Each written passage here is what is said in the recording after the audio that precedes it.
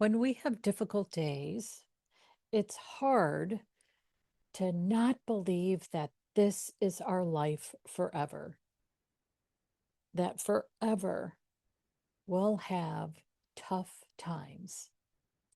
And that thought that this is forever actually makes these difficult days even more difficult. So, what do we do when life is hard and our thoughts are making it even harder? That's the thought behind this week's Sunday question. Hey everyone, I'm Denise Brown and I write what I call Sunday questions. I like to think of a good question in my head so my mind then seeks a good answer. Rather than fretting and worrying, I put my mind to work with a good question. I have found it very helpful to create these questions during times of stress. So I decided to create them every week and share them with you.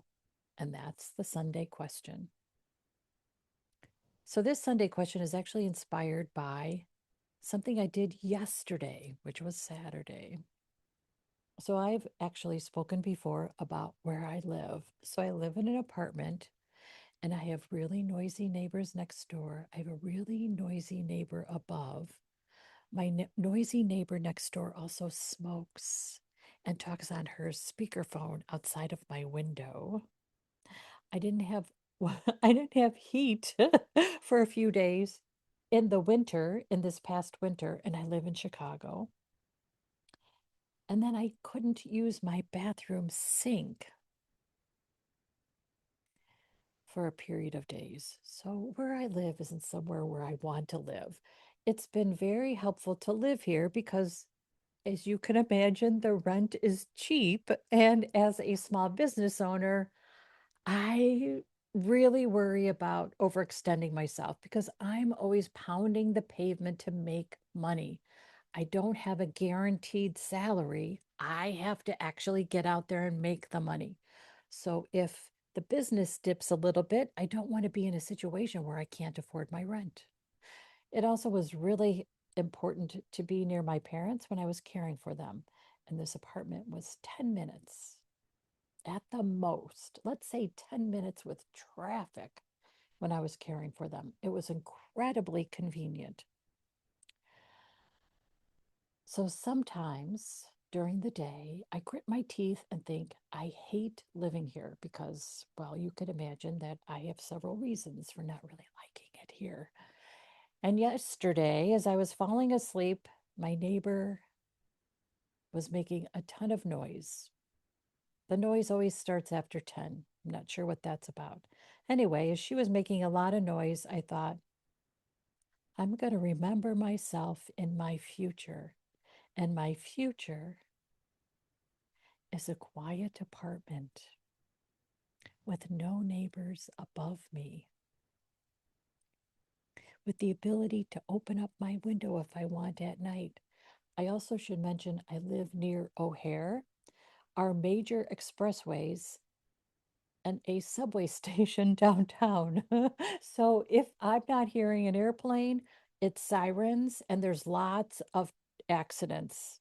So I'm always hearing sirens or I hear the subway. So sometimes all the time, opening my windows at night is not a good idea because then I really don't sleep. So anyway, so in my vision last night, I was in this amazing apartment in a bedroom that's very quiet because no one's above me and no one's next to me. And I could open up the window on a cool night because there are no airplanes overhead. There are no sirens as they chase to get to the expressway where the latest accident has happened. There's no sound of subway cars. Oh, I immediately calmed myself and just loved being in a different bedroom than I really was. And I knew to do that because of a technique I learned from a life coach years ago. And that technique is what inspired this week's Sunday question. And that question is, how will I remember my future today? Several years ago, I attended a seminar given by a life coach named Alan Seal.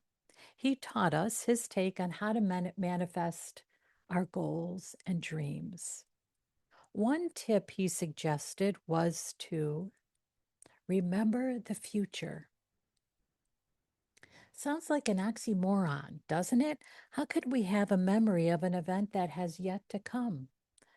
The more I reflected on this, the more I thought, what a cool idea.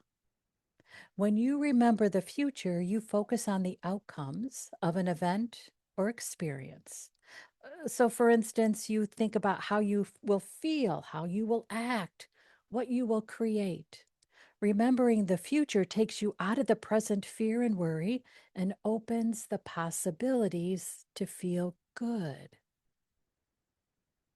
Most important, when you think of yourself in a future you want, you pivot from deciding today's challenges will be forever.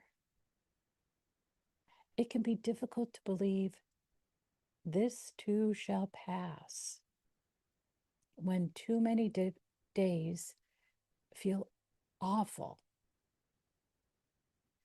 Picturing ourselves in a better future helps us know that life today is temporary.